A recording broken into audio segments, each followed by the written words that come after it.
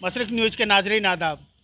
Corona काल में जिन लोगों ने कोविड-19 से लोगों को बेदार किया, ऐसे डॉक्टर्स, पैरामेडिकल स्टाफ और दूसरे लोगों को आज यहाँ पर सम्मानित किया गया। वहीं दिल्ली विधानसभा के स्पीकर इसमें मुख्य अतिथि थे। बिगड़े हुए रूप में सामने आ रहा है, ऐसे में दिल्ली सरकार की क्या-क्या तैयारी है, जबकि ब्रिटेन से आने वाली फ्लाइट दोबारा खोल दी गई है?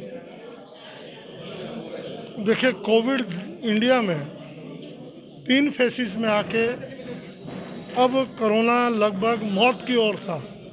दिल्ली में 300 समथिंग पेशेंट तक आ चुके। आपने दूसरा क्वेश्चन किया, फ्लाइटें खोल दी गई हैं। मेरा ये कहना, फ्लाइटें नहीं खुलनी चाहिए थी। जो यात्री आ रहे हैं 8-8 घंटे, 10-10 घंटे उनको रोका जा रहा है एयरपोर्ट पर, व्यवस्थाएं पूरी नहीं।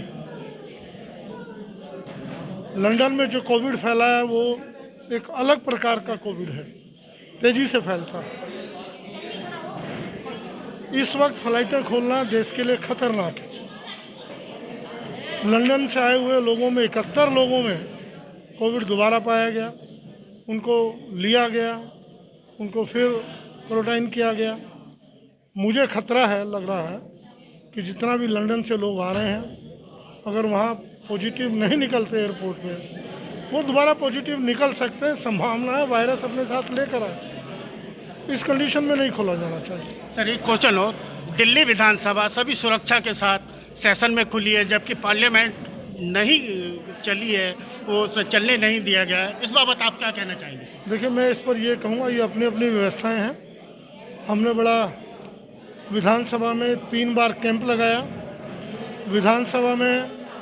विधानसभा के कर्मचारियों के लिए और जनता के लिए भी कोविड रेगुलर जांच हो, उसके लिए वहाँ विधानसभा की परिसर में परमानेंट सेंटर खोला, और इसलिए सारा संभव हो सका।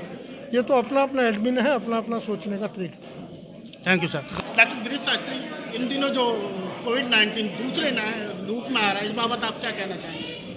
देखिए, कोई भी वायरस जैसे अपना जीनोम, जो उसका अपना एक पनपने का जो एक जेनेटिक मटेरियल होता है, उसको चेंज करता है। वो चाहे कॉमन कोल्ड हो, चाहे वो कोई सा भी वायरल ओरिजिनेटेड जो भी इन्फेक्शन होता है, उसके अंदर ये हमेशा चांस रहता है कि वो अपने को तब्दील कर सकता है। एंटीबायोटिक और जो भी एंटीवायरल ड्रग्स होते हैं, वो उसके ऊपर से मतलब अपने को बचाते हुए, सर्वाइव करते हुए, उसकी एक सर्वाइवल वो है, फिटनेस के लिए उसको मिली हुई ये चीज़ कि वो उसको ओवरकम करके नए रूप में आ जाता है। तो इसके लिए दोनों चीज़ें हैं। हो सकता है कि जो नई तब्दीली हो वो हमारे लिए खतरनाक भी हो सकता है हमारे फेवर में भी हो सकती है। अभी उसको इस वक्त के लिए कहना कि खतरनाक है या हमारे फेवरेबल है, अभी कहना अर्ली होगा, काफ़ी जल्दबाजी होगी। लेकिन जैसा कि हम लोग जो जानते हैं कि कोविड-19 अपने आप में एक बहुत खतरनाक, बहुत तेज़ी से फैलने वाली बीमारी है, इसलिए हमें नया स्ट्रेन जो आया है उससे भी कोई अत्यधिक घबराने की ज़रूरत नहीं है, बल्कि जो कोविड-19 की जो चल रही थी पहले, जो हमारी मुहिम और जो हमारे बचाव और प्रिकॉशन जो चल रहे थे, हमें वही अपनाने की ज़रूरत है। फिर जो है वैक्सीन आने की जो बात है, वैक्सीन आने से जो पहले का समय था, वही वैक्सीन आने से बाद का भी समय है कि हमें प्रिकॉशन लेना है। 2 गज की मेरी भी एक संस्था है माँ शक्ति, जिसकी मैं प्रेसिडेंट हूँ। और वैसे मैंने कई तरीके से काम करने की कोशिश की। जैसे मैं मेंबर हूँ ट्रिब्यूनल सीनियर सिटीजन्स की, पेरेंट्स की।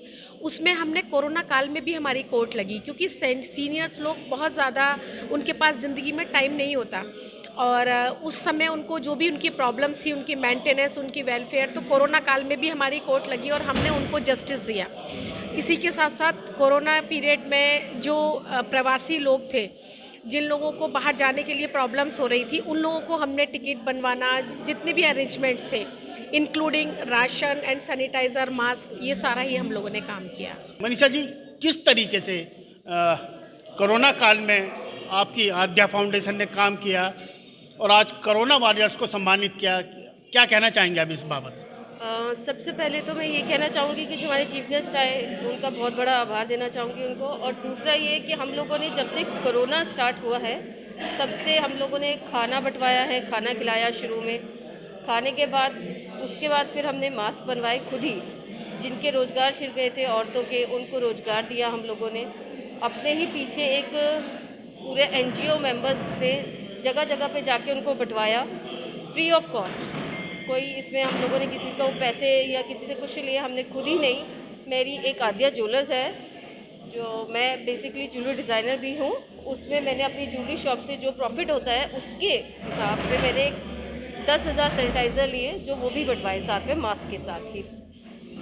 तो मनीषा जी ने हमें बताया अपनी ज्वेलरी शॉप से इन्हें जो भी प्रॉफिट हुआ उस पैसे का इस्तेमाल इन्होंने इंसानियत के लिए, इतने बड़े काम के लिए किया।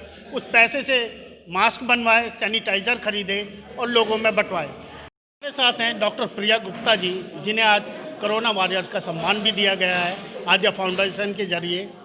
डॉक्टर प्रिया गुप्ता, क्या क्या सावधानी रखनी चाहिए ऐसे में जो कोविड-19 का बिगड़ा रूप आ रहा है? ये जो नया स्ट्रेन आ रहा है ये बहुत इफ़ेक्टिव है, 70% मोर इफ़ेक्टिव है जो हमारा पुराना कोरोना था कोविड-19। बट हमें बहुत ज़्यादा सावधानी की ज़रूरत करनी है। सोशल डिस्टेंसिंग बिल्कुल नहीं करनी है, गैदरिंग्स में नहीं जाना है, अवॉइड करना है, बाहर अननेसेसरीली बिल्कुल ना निकलें, अपने घर में रहें। इम्यूनिटी पे बहुत ज़्यादा ध्यान देना है अपनी। ऐसी फूड आप खाएं जो आपकी इम्यूनिटी स्ट्रॉन्ग करे और आप एक्सरसाइज करें। आई एम अ फिजियोथेरेपिस्ट और मैं अपने पेशेंट्स को ये पूरा रूटीन दे रही हूँ जिससे उनकी इम्यूनिटी स्ट्रॉन्ग हो। सुबह को योगा करें और घर में ही आप अच्छा सा अपना एक सेटअप बना लीजिए, क्योंकि कोविड बहुत 9 महीने से चला आ रहा है और अभी भी बहुत नया स्ट्रेन आ गया है, तो आप घरों में रहिए तो वो बहुत बेहतर रहेगा। ये थी हमारे साथ डॉक्टर प्रिया गुप्ता। इन्होंने बताया कि अपनी इम्यूनिटी स्ट्रॉन्ग करनी है, उसे बूस्ट करना है, योग करना है, जिससे कोविड-19 से बचा जा सके।